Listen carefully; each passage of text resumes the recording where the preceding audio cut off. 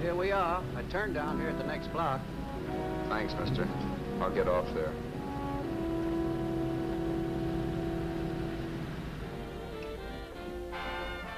Want anything else? No.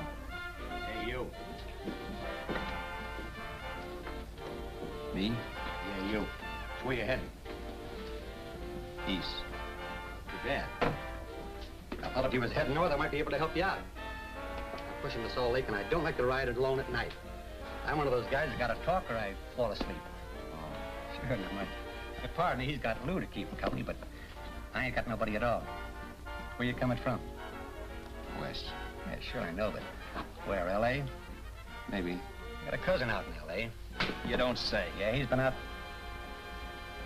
You're not much of a talker, are you? My mother taught me never to speak to strangers. Oh, a wise guy. So what? Okay, okay, don't get sore. Just trying to be sociable, that's all. Hey, Glamorous. You change for a dime, will you?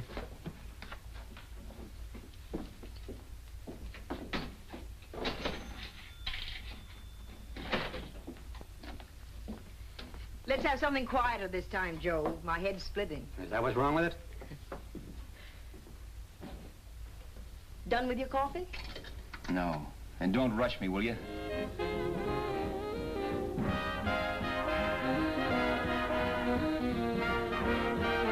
Hey, turn that off. Will you turn that thing off? What's eating you now? Yeah, what's eating you? That music, it stinks. Oh, you don't like it, huh? No, turn it off. Now, wait a minute, pal.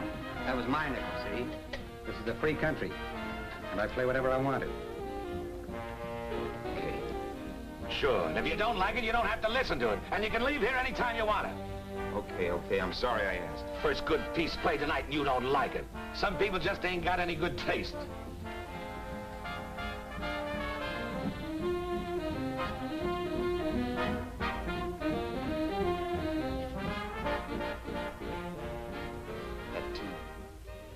That tune.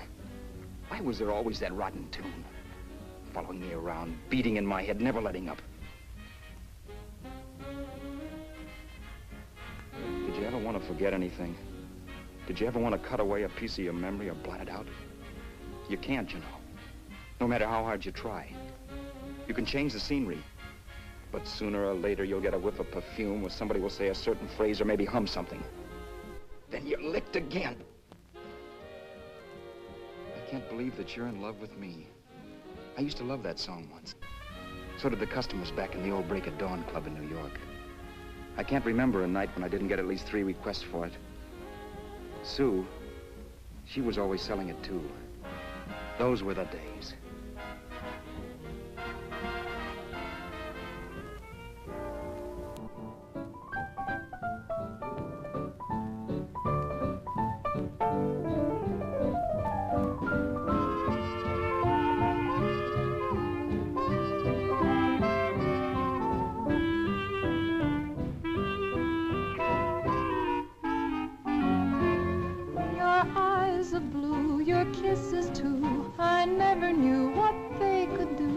I can't believe that you're in love with me.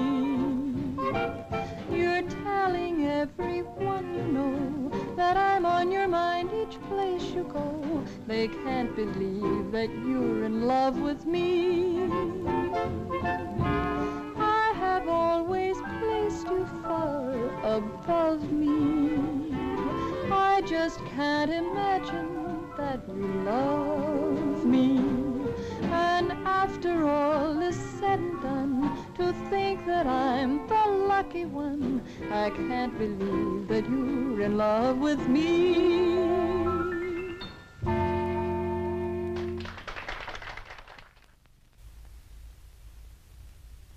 It wasn't much of a club, really. You know the kind. A joint where you could have a sandwich and a few drinks and run interference for your girl on the dance floor. I pounded the piano in there every night from 8 until the place closed up, which usually meant 4 in the morning. A good job as jobs went in those days. Then, too, there was Sue, who made working there a little like working in heaven. But how we felt about each other, well, there was nothing very unusual in that. I was an ordinary healthy guy, and she was an ordinary healthy girl, and when you add those two together, you get an ordinary healthy romance, which is the old story. Sure, but somehow, the most wonderful thing in the world.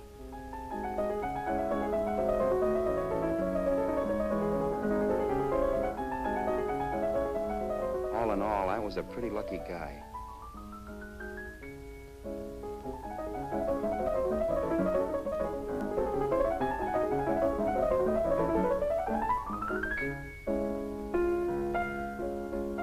Mr. Paderewski, I presume. It's beautiful. You're going to make Carnegie Hall yet, Al? Yeah, as a janitor. I'll make my debut in the basement. I don't blame you for being bitter, darling, but you mustn't give up hope. Why, someday... Yeah, someday. If I don't get arthritis first. In the meantime, let's blow this trap.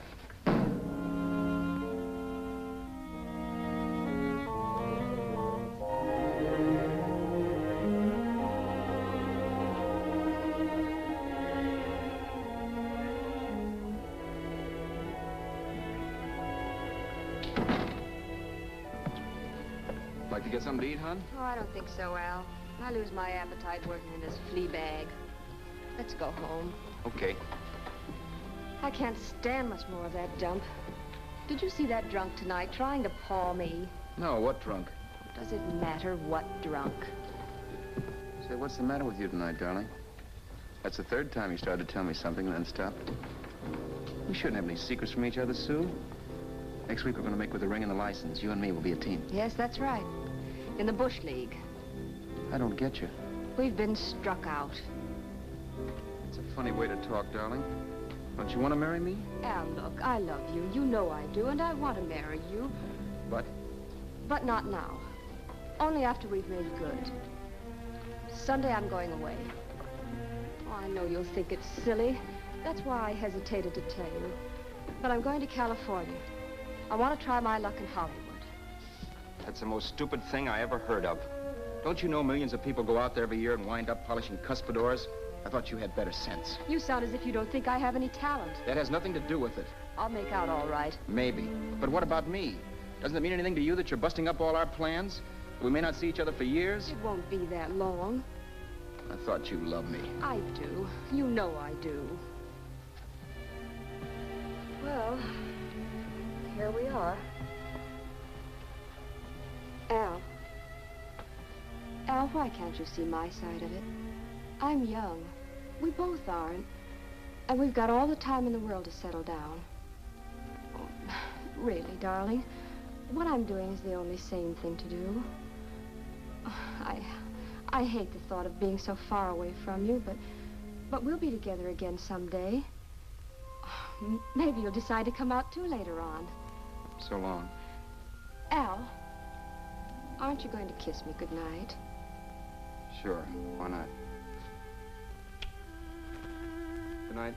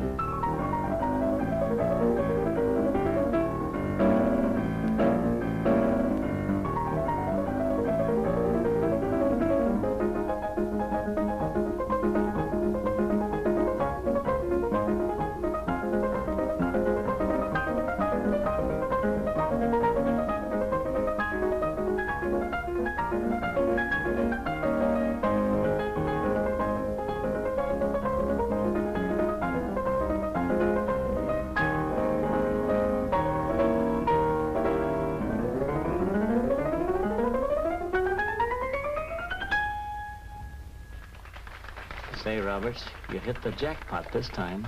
$10. Thanks.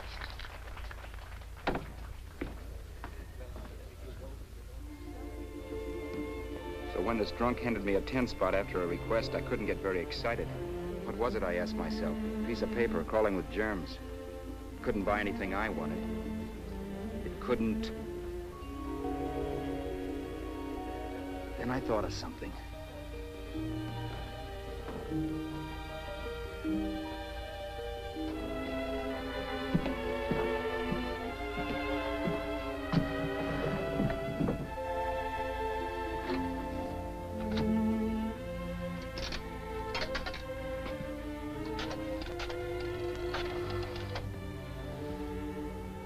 Long distance.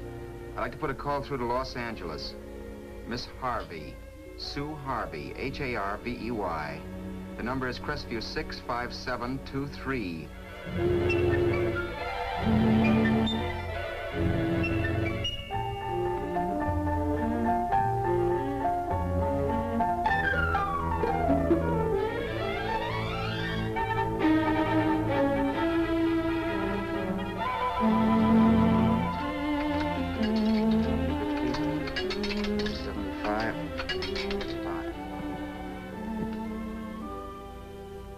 Hello, Sue? This is Al. Oh, baby, it's great to hear from you, too. What's that? You do? Oh, me too, darling. I thought I'd go batty without you. I just had to... Huh? You're working as a hashlinger? Gee, honey, that's tough. Those guys out in Hollywood don't know the real thing when it's right in front of them. You just stick it out, Sue, baby. Keep going around to those casting offices. I'm sure you'll click. Look, I'll tell you what. You stay put out there, I'll come to you. No, don't try to stop me. Just expect me. Train? Who knows? Train, plane, bus, magic carpet. I'll be there if I have to crawl. If I have to travel by pogo stick. And then, let's get married right away, huh? That's the stuff. That's what I've been wanting to hear you say. Well, goodbye for now. I'll be seeing you soon. Yeah. Bye. The only way I could cross country was to thumb rides. For even after hawking everything, I only had enough money to eat. Money. You know what that is. It's the stuff you never have enough of. Little green things with George Washington's picture that men slave for, commit crimes for, die for. It's the stuff that has caused more trouble in the world than anything else we ever invented. Simply because there's too little of it. At least I had too little of it. So it was me for the thumb.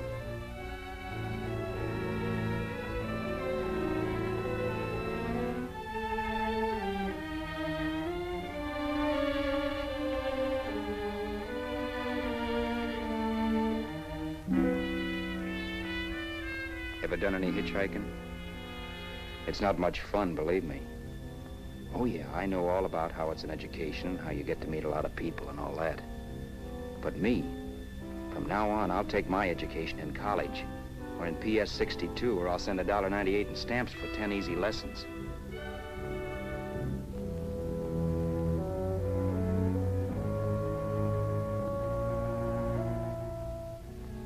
Thumbing rides may save you bus fare, but it's dangerous. You never know what's in store for you. You hear the squeal of brakes. If only I had known what I was getting into that day in Arizona. Here, throw that in the back seat. Okay, let's go. Make sure that door's closed.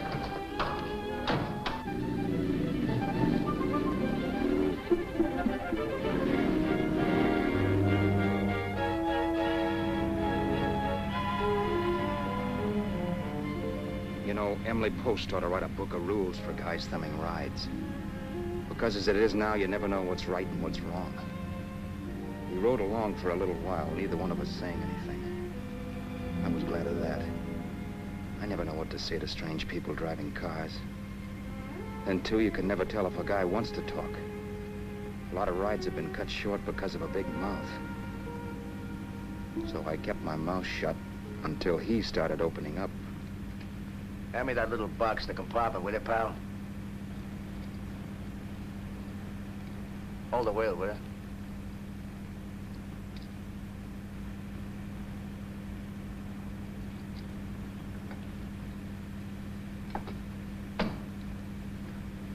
How far are you going? L.A. Wow, you're really traveling, aren't you? Yeah, but I don't expect to make it for a couple of years at the rate I've been promoting rides. Not much luck, huh? Sure, all bad. Not many people stop for a guy these days. Afraid of a stick-up, maybe. Well, you can't blame them. Where you coming from? New York? Well, New York. You're in luck this time. I'm going all the way. Right through to Los Angeles. You drive a car? Sure. Whenever you're tired, let me know. I'll holler. I guess at least an hour passed before I noticed those deep scratches in his right hand. They were wicked. 3 puffy red lines about 1/4 of an inch apart. He must have seen me looking at them because he said, Beauties, aren't they? They're gonna be scars someday. What an animal. Whatever it was, it must have been pretty big and vicious to have done that. Right on both counts, New York. I was tussling with the most dangerous animal in the world. A woman. She must have been Tarzan's mate. Looks like you lost the bob. Certainly wasn't a draw. You know, there ought to be a law against dames with claws. Yeah. I tossed her out of the car in her ear. Was I wrong? Give a lift to a tomato, you expect her to be nice, don't you? Yeah. After all, what kind of dame's thumb rides? Sunday school teachers? Yeah. A little witch. She must have thought she was riding with some fall guy. And me, who's been booking horses around racetracks since I was 20. I've known a million dames like her. 2 million. Yeah. Stopped the car, opened the door. Take it on the Arthur Duffy sister, I told her. That's the stuff. As I was done, huh? But if you want to see a real scar, brother, get a load of this. Wow. I got that one dueling. Dueling? Yeah, we're just kidding, of course. My dad owned a couple of Franco-Prussian sabers. Kept them on the wall for decorations. Well, one day, another kid and I took them down. When the old man wasn't around, had a duel. He got me in the arm here. Pretty mean cut. Infection set in later. Yeah, I can see that. Now, give me that box again, will you? Yeah.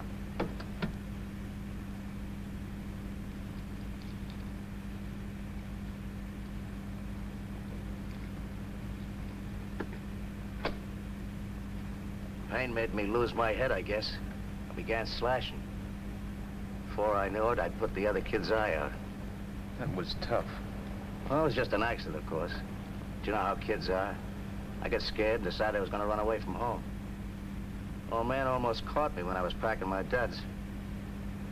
The bloody rag I had wrapped around my wrist hadn't caught his attention. You've seen the bundle for sure. But I beat it when he was phoning for a doctor. That was 15, 16 years ago. I haven't been home since.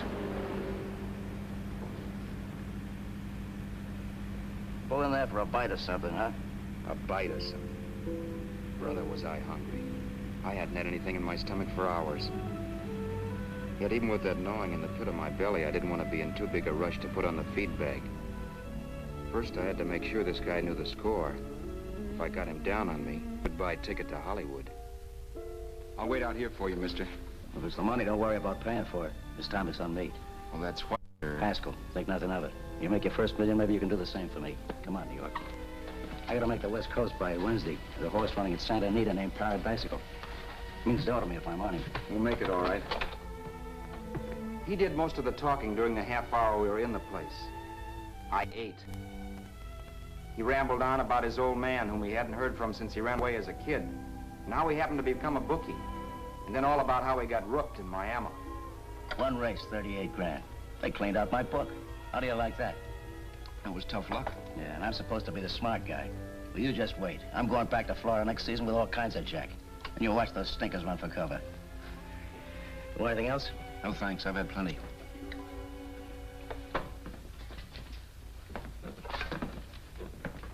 That check there, sister?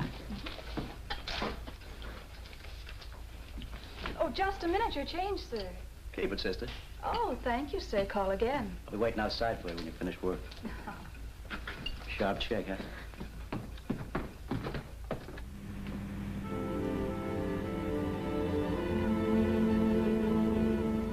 drove all that night while Haskell slept like a log. After a while, I began to get sleepy myself. I was happy, though. Soon I'd be with Sue again. The long trip was practically over, and there'd be no more hoofing it down the concrete. I began to think of the future, which couldn't have been brighter if I'd embroidered it with neon lights. It was nice to think of Sue shooting to the top. It's amazing what a full belly can do to your imagination. Your eyes are blue, your kisses too. I never knew what they could do. I can't believe that you're in love with me. You're telling everyone you know I'm on your mind each place you go.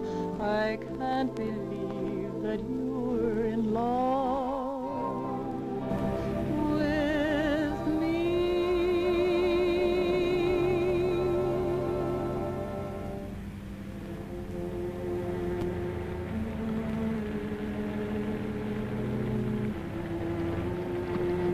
Mr. Haskell. Mr. Haskell. Mr. Haskell, wake up. It's raining. Don't you think we ought to stop and put up the top?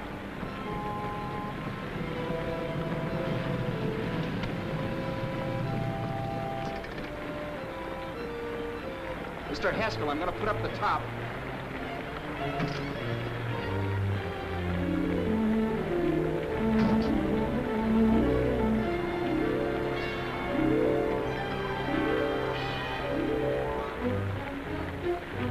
Until then, I'd done things my way.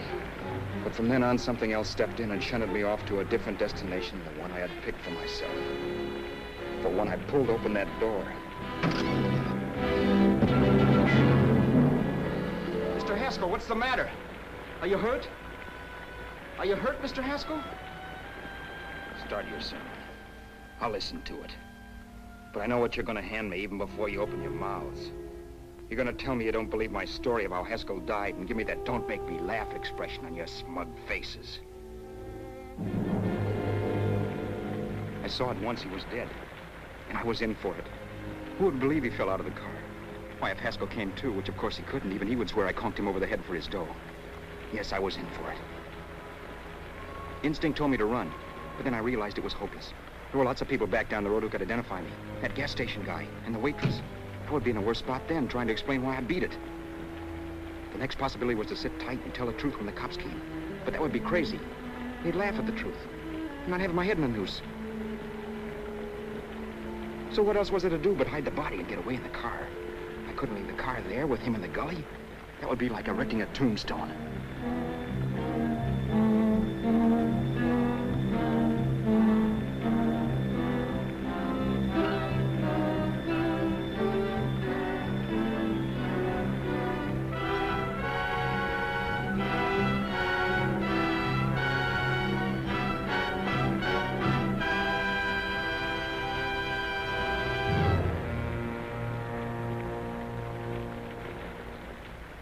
My idea was to cover him with brush, not to rob him. But then I remembered that even if I only drove the car for 100 miles or so, I would need money for gas. Besides, it was stupid of me to leave all that money on a dead man. Not only that, I'd have to take his driver's license in case I was stopped for something. I didn't like to think about it, but by that time I'd done just what the police would say I did, even if I didn't. My clothes. The owner of such an expensive car would never be wearing them. Some cop might pull me in on suspicion.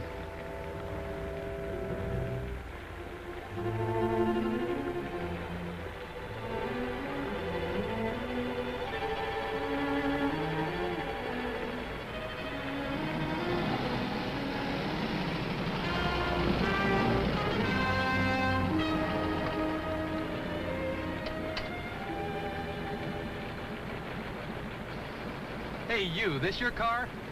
Don't you know better than to leave a car with the wheels halfway in the middle of the road? That's the way accidents happen. I'm sorry, officer. I was just putting up my top. I didn't think. Well, the next time, think. I'll let you go now, but watch your step in the future. I know that's a lonely stretch, but cars come by here once in a while, and we have plenty of crack-ups. Thanks, officer.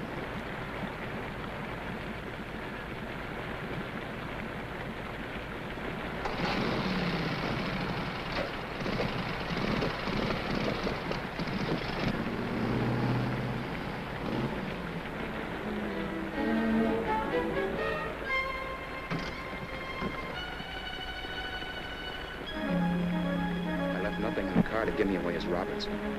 If they found a dead man in the gully now, it would be me.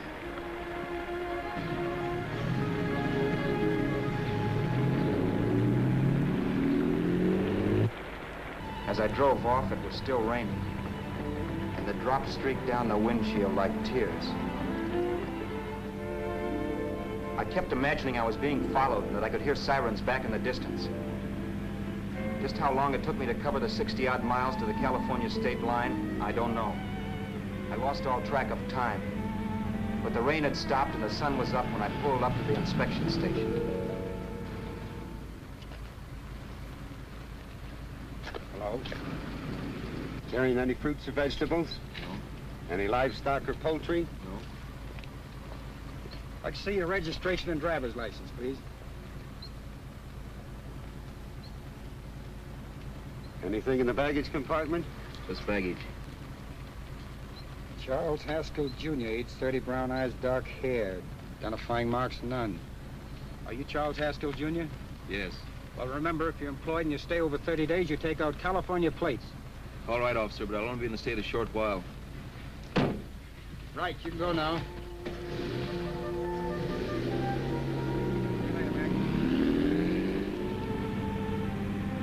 I couldn't drive any farther without some sleep. Cops or no cops, I knew I had to hit the hay and hit it hard.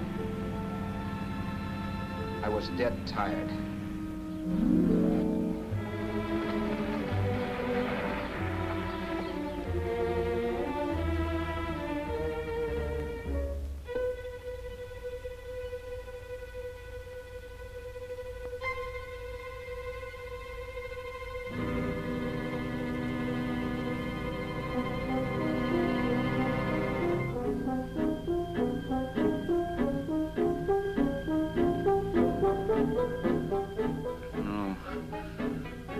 Mr. Haskell. No.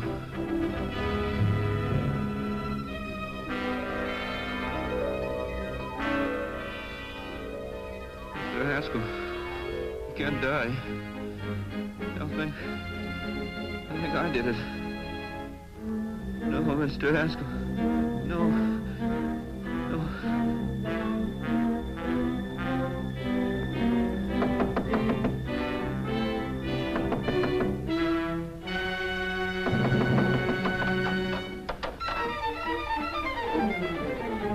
Who's there? It's the maid. Can I come in and clean? Later. In a half hour. All right, sir.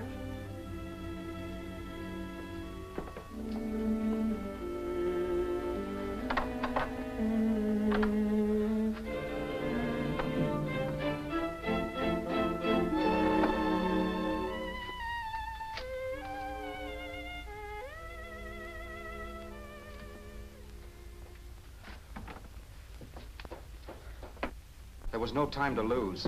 Every minute I had to be Charles Haskell was dangerous. And I'd have to be Charles Haskell until I got to some city where I could leave the car and be swallowed up.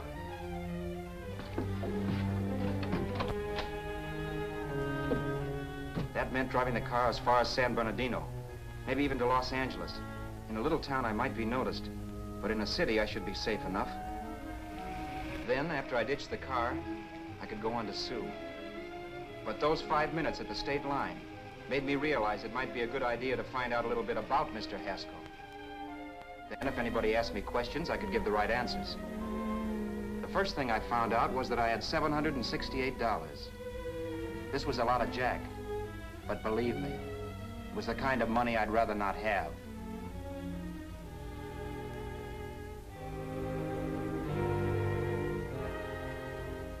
And then I found out from a letter Haskell was carting around in his bag that he wasn't the open-handed, easygoing big shot who went around buying dinners for strange hitchhikers. Before I got done reading it, I saw him more as a chiseler. It was written to his old man in California, the one he hadn't seen in so many years. In it, Haskell posed as a salesman of hymnals, of all things. It was easy to see where Haskell expected to raise a new stake for his book in Miami by rooking his old man.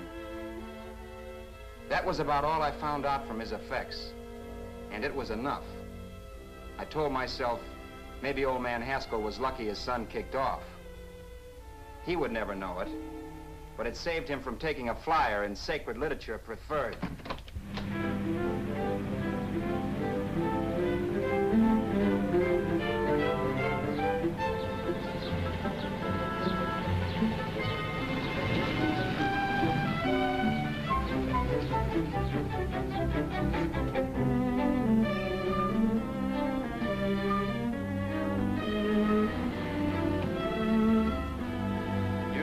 At Desert Center, I pulled up for water. There was a woman. Hey, you! Come on if you want to ride.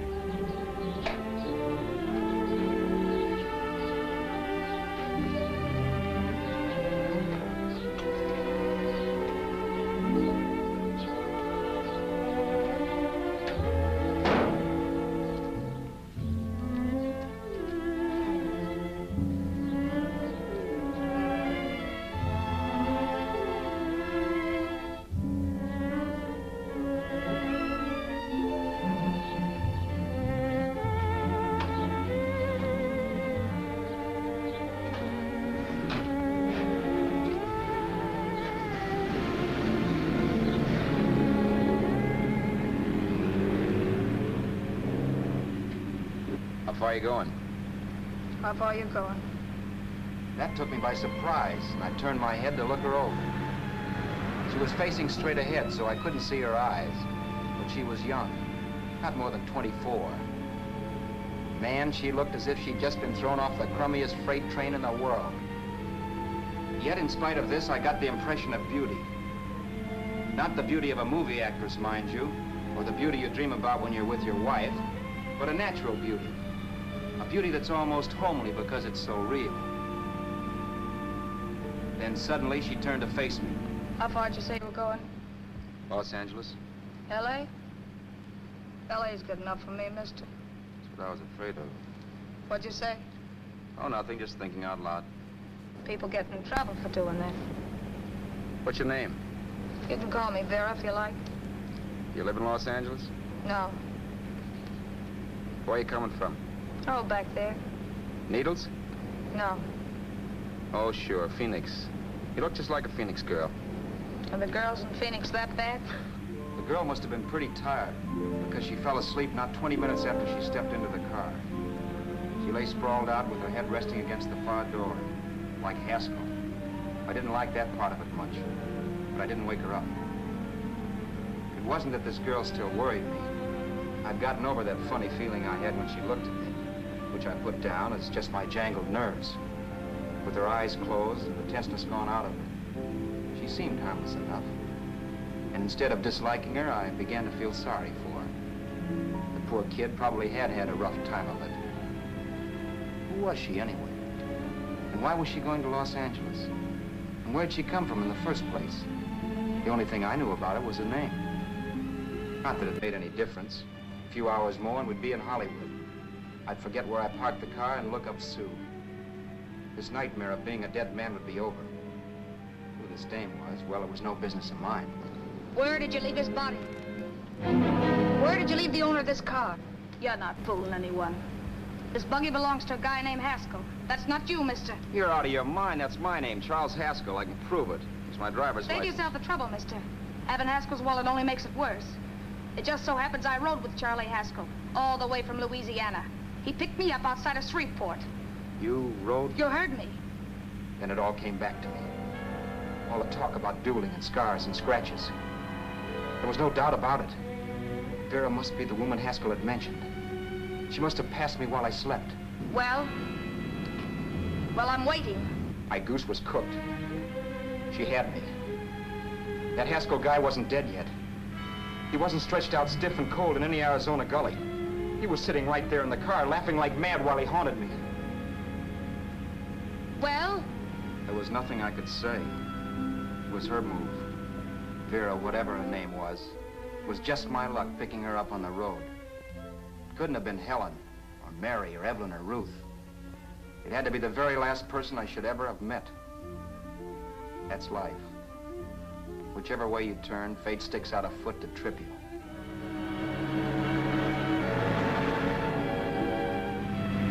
I told her everything, but she didn't believe my story. I should have saved my breath. That's the greatest cock and bull story I ever heard. So he fell out of his car. Say, who do you think you're talking to, a hick? Listen, mister, I've been around, and I know a wrong guy when I see one. What'd you do, kiss him with a wrench? Now, wait a minute. What I told you was true. You see, that's why I had to do it. You think I killed him. Well, the cops would have thought so, too. Yeah, well, maybe they still think so. What makes you so sure I'll shut up about this? Vera, I'm innocent. Give me a break, will you? It won't do me any good having you pinched. The cops are no friends of mine. Now, if there was a reward, but there isn't. Thanks. Don't thank me yet. I'm not through with you by a long shot. Let's see that roll.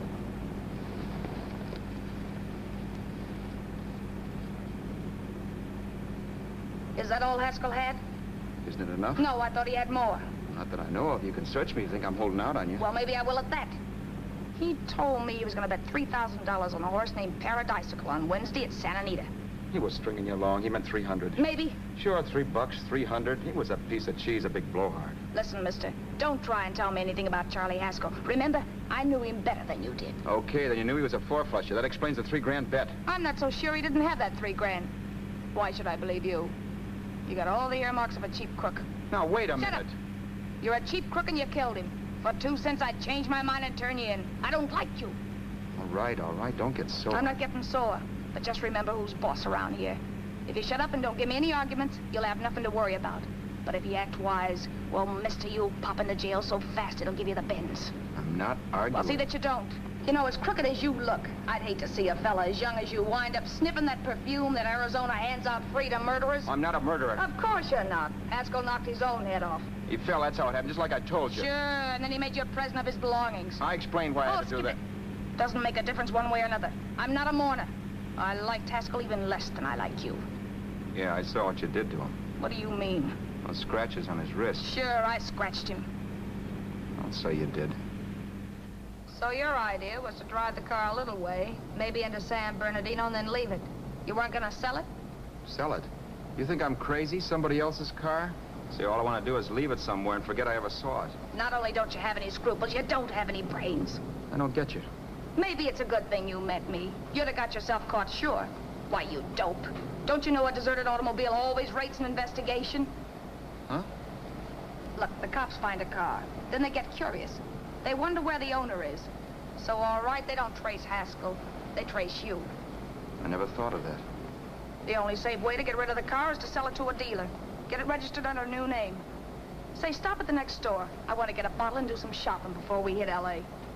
Okay. As soon as we find a place, I'll drop you off and pick you up later. Nothing doing. You're coming in, too. From now on, you and I are like the Siamese twins. Have it your way, but I don't get the point. The point is, I don't want you to get lost. I'm not going to beat it if that's what you're afraid of. I'll say you're not. Well, I'm going to see that you sell this car so you don't get caught. Thanks. Of course, your interest wouldn't be financial, would it? You would want a small percentage of the profits. Well, now that you insist, how can I refuse? 100% will do. Fine. I'm relieved. I thought for a moment you were going to take it all. I don't want to be a hog.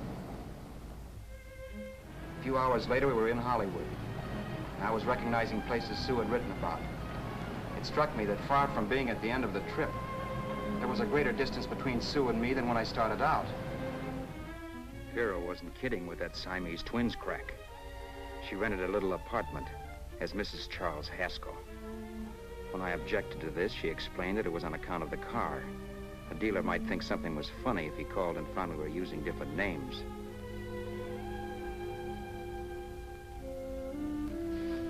Home, sweet home. Yeah. Not bad, either.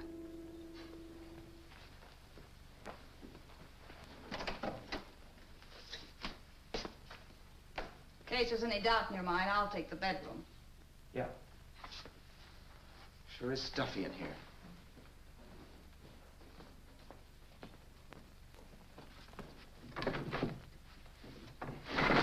Keep the window shut. Okay. The old crow downstairs said there's a folding bed behind this door.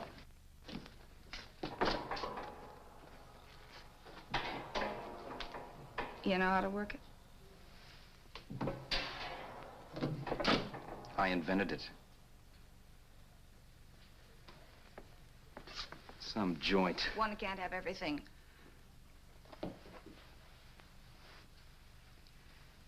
I'm first in the bathtub. I don't know why, but I figured you would be.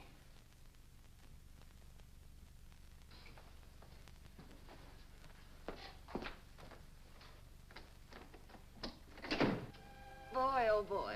It sure feels good to be clean again. I must be 10 pounds lighter. You must be. Well, hitching rides isn't exactly the way you keep your schoolgirl complexion. I wish that guy with the sacks would give up. Gets on my nerves. Forget it. Have a drink. Aren't you afraid I might take you up on it? If I didn't want to give you a drink, I wouldn't have offered it. Why be a sorehead, Roberts? You got yourself into this thing. You should be grateful I'm not turning you in. Why, if I wasn't regular, you'd be in the pen this minute, being photographed, fingerprinted, and being pushed around by the cops. So cheer up. Get rid of that long puss. Or is your conscience bothering you?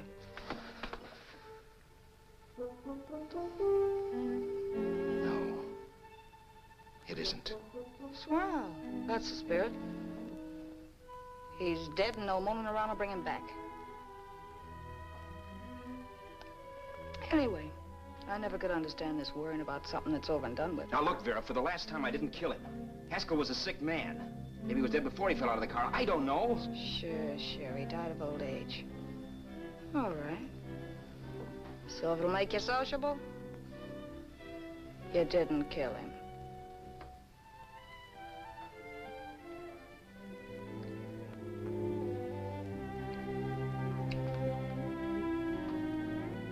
Thanks.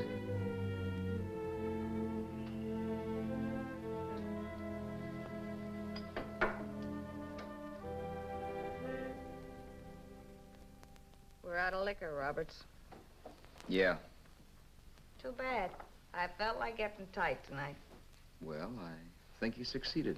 Am I tight? As a prima donna's corset. That's good. I wanted to get tight. Why? What have you got to get tight about? Oh, I don't know. Few things. Huh. You should have my worries. If I had your troubles, I'd stay sober. And I've got the key to that door. Yeah. Maybe you're right. I'm always right. You know, I don't like your attitude, Roberts. Well, there's a lot of things I don't like. Sure. But life's like a ball game. You gotta take a swing at whatever comes along before you wake up and find it's the ninth inning. You read that somewhere. That's the truth, Roberts. All you do is bellyache. Taking it easy and, well, trying to make the best of things. Maybe that's what's wrong with the whole world. Get the professor. People knock themselves out trying to buck fate. Now, take you, for instance. You're lucky to be alive. Why, suppose Haskell had opened your door. You'd be playing a harp now. Think of that. You think of it. I'm tired of thinking.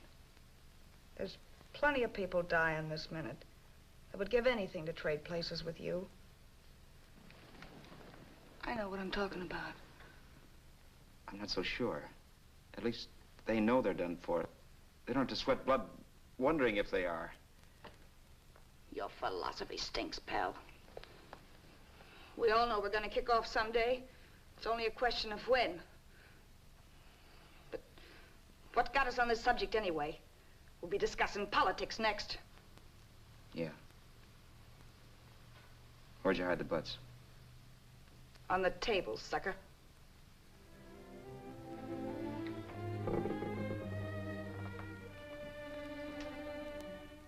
We bored each other with conversation for a couple of hours longer. Every 5 minutes, one of us was wishing we had another bottle or a radio or something to read. Then finally, we ran out of chatter. I know it's only 11 o'clock, but I want to get up early and make the rounds of the used car lots. No hurry about that. We've got all the time in the world. Maybe you have, but if you think I want to stay cooped up in this place any longer than I have to, you're batty. It's not a bad place. Pay plenty for diggings like this in New York. I wouldn't like it if it was the Ritz.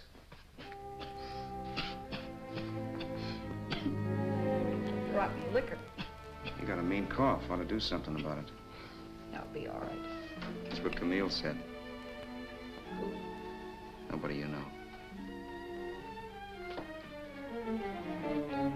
Wasn't that the dame that died of consumption? Yeah. Wouldn't it be a break for you if I did kick off? You'd be free with all Haskell's dough and car. I don't want to see anybody die. Not even me. Especially not you. One person died of me. If you did, well, that's all I need. You don't like me, do you, Roberts? Like you? I love you. My favorite sport is being kept prisoner. After we sell the car, you can go to blazes for all I care. But not until then.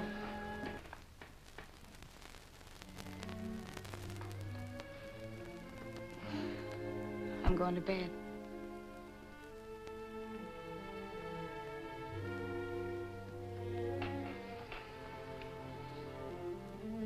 Good night, Roberts. Don't try and sneak away during the night. All the doors are locked. Anyway, if I find you gone in the morning, I'll notify the police. They'll pick you up. Don't worry, I know when I'm in a spot. Well, good night. I hope that portable rack isn't too uncomfortable for you. Don't lose any sleep over it, will you, Vera?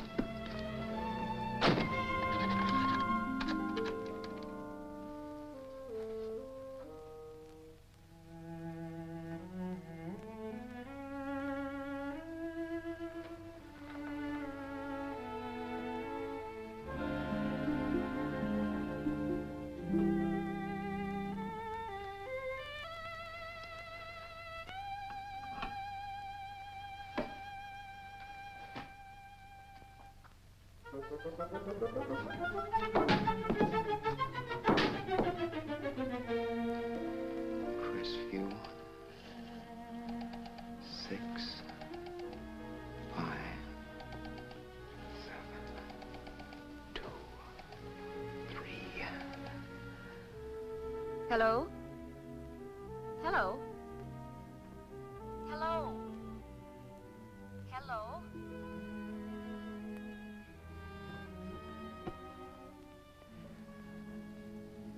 No. Not yet, darling. Tomorrow. Maybe. If this were fiction, I would fall in love with Vera, marry her and make a respectable woman of her, or else she'd make some supreme Class A sacrifice for me and die. Sue and I would bawl a little over her grave and make some crack about there's good in all of us. But Vera, unfortunately, was just as rotten in the morning as she'd been the night before. All right, I'm coming. Look, Vera, it's almost noon. So what? The dealers will be there all day? They'll be there all year, too, but it doesn't wait that long. Shut up. You make us like a husband. Well, do I rate a whistle? You sure do, but let's go. Let's go, let's go. I spent $85 in 2 hours preparing bait, and all you can say is let's go. Come on.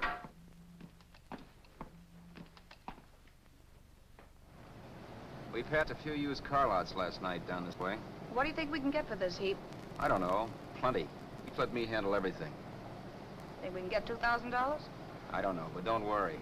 I'll squeeze as much out of this guy as I can. If I let it go cheap without a fight, he might think we've stolen the car. And listen, don't make any slips and call me Roberts. That'll cook us.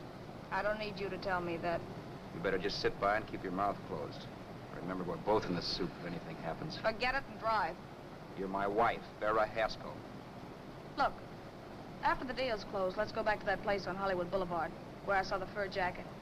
I want to buy it. After the deal's closed, I'm saying goodbye to you. That's right, I forgot. I guess I'm getting kind of used to you. Well, that's a habit you could start breaking. Let's try this place in the middle of the block.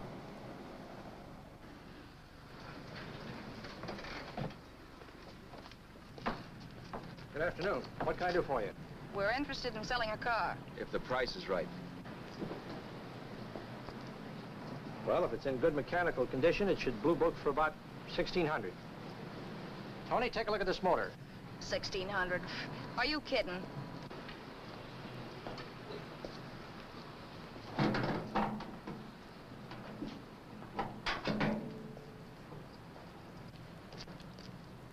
Well, maybe 1850. Before I let it go for 1850, I'll wreck it and collect the insurance first.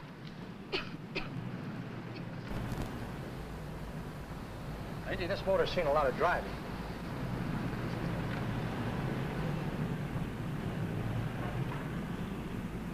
While the mechanic inspected the car, we haggled. At last, when we were all worn out, we hit a compromise. His price. Okay, it's a deal. All right, come in, we'll sign the papers. I have the ownership papers right here with me. Look, Vera, in the meantime, will you clean a dash compartment? There may be some stuff in it. All right, darling. $1,850. That dirty crook.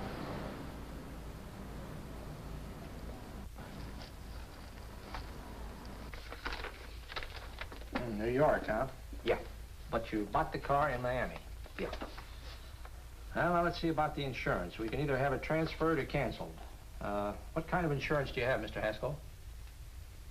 Well, aren't all the papers there? I don't see any.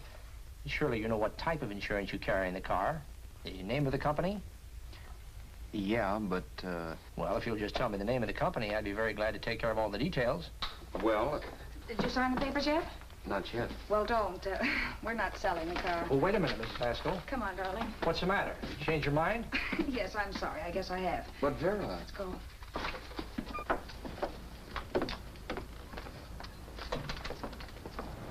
You got me out of a tight spot, Vera. But I still don't understand all this. You will in a minute. I almost threw away a gold mine. 1850 isn't to be sneezed at. The car doesn't book for as much as I thought. We're not selling the car. You want to keep it. Now, wait a minute, Vera. You said yourself I wouldn't be safe until the car was in someone else's name. I'd like to be free of this mess when I go. That's just it, Roberts. You're not going. There's a drive-in at the next corner. Pull in there and we'll get a bite to eat. And I'll explain. What is this, another one of your brilliant ideas?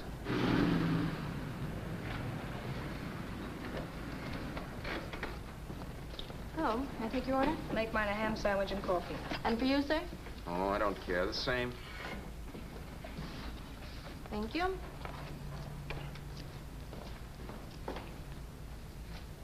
Get this, Vera. I've been pretty patient so far. I've done everything you asked me to do, but no more. Shut up. You've taken Haskell's money.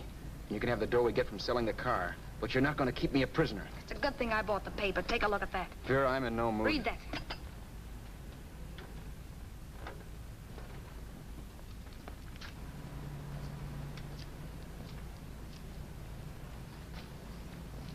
No. Yes. No, I won't do it. Yes, you will. You think I'm crazy? It's impossible, I tell you.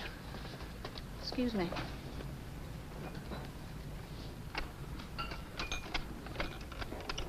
Blow the horn when you're through. No one could possibly get away with an act like that. It'd be wise to me in a minute. Don't be yellow.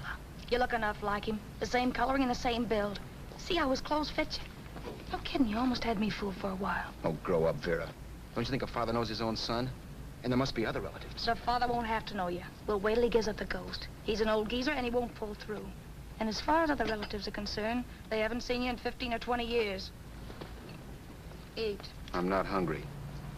And I won't do it. It's not as tough as it sounds. Remember, you've got all kinds of identification. His car, letters, license. I could never get away with it. It's the stupidest thing I've ever heard. The old boy has scads of dough. Look in the paper there. Personal fortune assessed at over 15 million. He'll leave plenty, I tell you. Maybe he cut off his son. How do we know? It's out, Vera.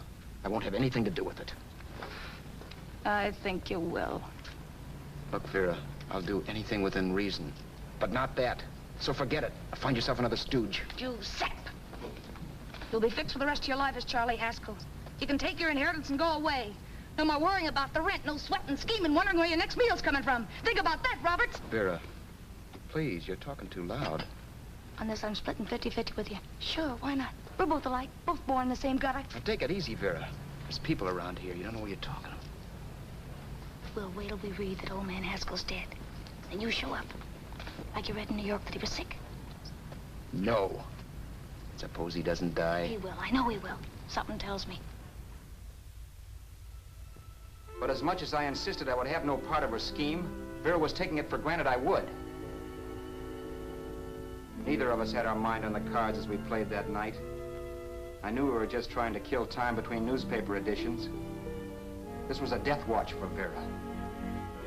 Maybe it was for me, too. Don't you realize if I'm caught, they'll want to know where I got the car and stuff, and they'll have me on a murder charge. If you're smart, you won't get caught. I knock for 7. And if I'm caught, don't you realize you'll be out, too? 18 points, that gives me 30. How will I be out? You'll be out $1,850 we would have gotten on the car. Really, Vera, you'd be an awful chump if you threw away all that dough on a dizzy long shot. Let me sell the bus tomorrow. With the money it'll bring and what you've already got, a clever kid like you can run it up in no time. Then we'd both be in the clear. I'll be in the clear anyway. Maybe. Maybe. But if I got caught, I'd get good and sore at you, you know. You mean you'd squeal? Well, no, not squeal exactly. Never mind what you meant.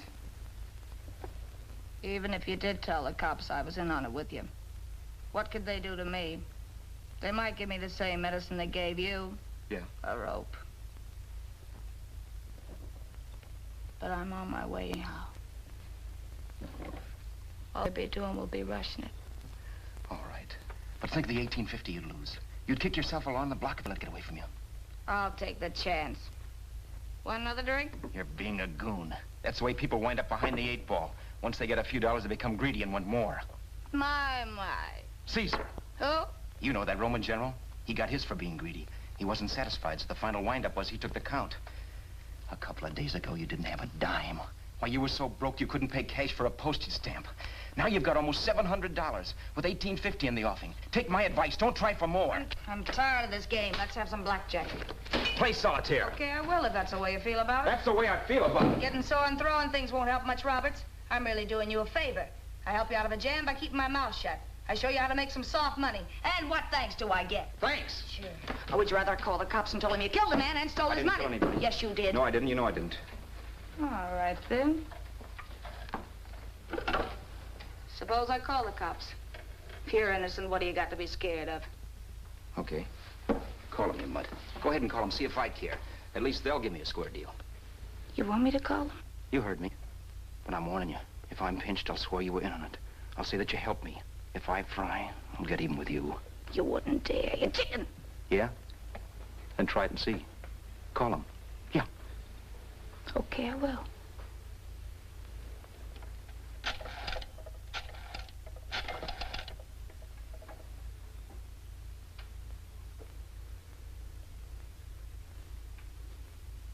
Information? I want the number of the Hollywood police station. Okay, I got it, thanks. Wait a minute, Vera. You wouldn't do that. Well, wouldn't do that, and I'll show you if I would. Take it easy now. Let's talk this over. This was early in the evening, and the conversation, while hectic, was at least pitched low. But as the minutes passed, and more obstacles to her plan popped into my head, the air got blue. Each word coming from our lips cracked like a whip. I reminded her that as Charles Haskell, I didn't even know my mother's name, where I'd gone to school, the name of my best friend, whether I had an Aunt Emma or not, my religion, and if I'd ever owned a dog. I didn't even know what my middle initial stood for. I also pointed out that the real Haskell had a scar on his forearm. His people never saw that scar. He told me he ran away right after putting out the kid's eye. Yeah, but his father knew he was cut. It'd have to be some kind of a mark. So what? The old man's dead, or will be. I hope by tomorrow morning's papers. Anyway, you could cut yourself a little, couldn't you? Boy, for that kind of dough, I'd let you cut my leg off. You're drunk and you're crazy mad, Vera. Turn me in if you want to, but I won't get mixed up in this. Besides, how do we know? Haskell was such a phony. Maybe he wasn't the man's son at all. Maybe he just dreamed it up. Well, dream it or not, you won't be dreaming when the law taps you on the shoulder. There's a cute little gas chamber waiting for you, Roberts. And I hear extradition to Arizona's a cinch. Where's that phone? Vera! Leave me alone! Vera! Here! I want a phone. Call police. I hate you yellow stinker. You leave me alone. I'll let you alone when you promise to leave the phone where it is. You're drunk. You don't know what you're doing. You're hurting me. Will you promise? All right.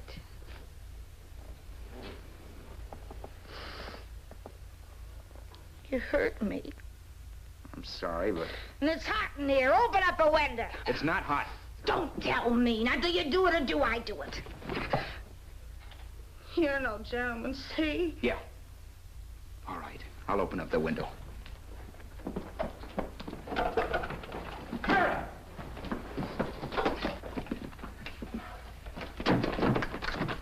open the door. Please open the door. Vera, open the door. Don't use the phone. Listen to me. I don't like you, Roberts. You're no gentleman, see?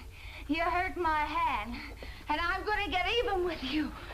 If you don't open the door, I'm gonna kick it down, Vera. Vera, don't call the cops. Listen to me. I'll do anything you say. Vera, let me in. I'll break the phone.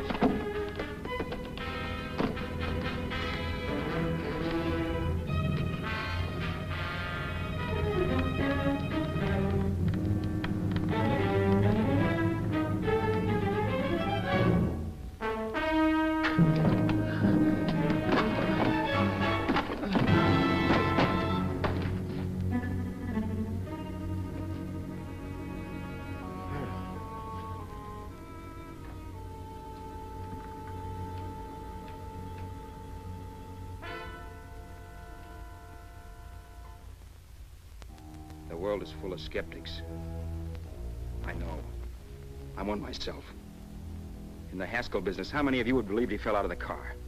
And now, after killing Vera without really meaning to do it, how many of you would believe it wasn't premeditated? In a jury room, every last man of you would go down shouting that she had me over a barrel and my only out was force. The room was still. So quiet that for a while I wondered if I had suddenly gone deaf. It was pure fear, of course. And I was hysterical, but without making a sound. Vera was dead, and I was her murderer. Murderer? What an awful word that is. But I'd become one. I'd better not get caught. What evidence there was around the place had to be destroyed. And from the looks of things, there was plenty. Looking around the room at things we'd bought was like looking into the faces of 100 people who'd seen us together and who remembered me. This was the kind of testimony I couldn't rub out. No. I could burn clothes and hide bottles for the next 5 years. There'd always be witnesses. The landlady, for one. She could identify me. The car dealer, the waitress in the drive-in, the girl in the dress shop, and that guy in the liquor store. They could all identify me. I was cooked. Done for. I had to get out of there. While once I'd remained beside a dead body, planning carefully how to avoid being accused of killing him, this time I couldn't. This time I was guilty. I knew it. Felt it. I was like a guy suffering from shock. Things were whirling around in my head. I couldn't make myself think right. All I could think of was the guy with the saxophone and what he was playing. It wasn't a love song anymore. It was a dirge.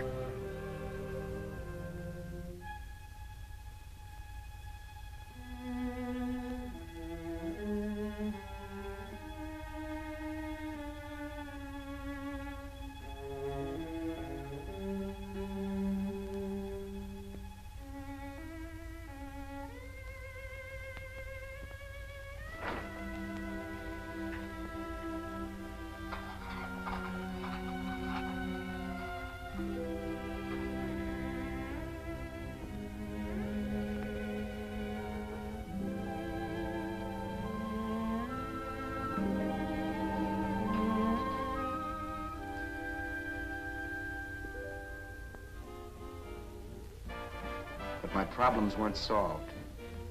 I had to stay away from New York for all time because Al Roberts was listed as dead and had to stay dead. And I could never go back to Hollywood. Someone might recognize me as Haskell. Then, too, there was Sue. I could never go to her with a thing like this hanging over my head. All I could do was pray she'd be happy.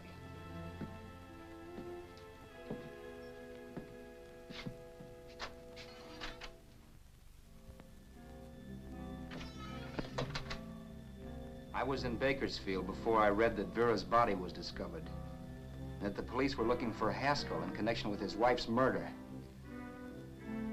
Isn't that a laugh? Haskell got me into this mess, and Haskell was getting me out of it.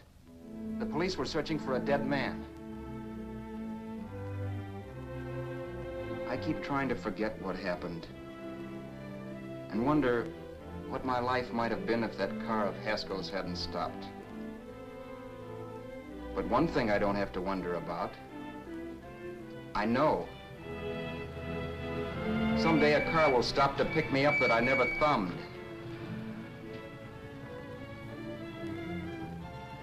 Yes.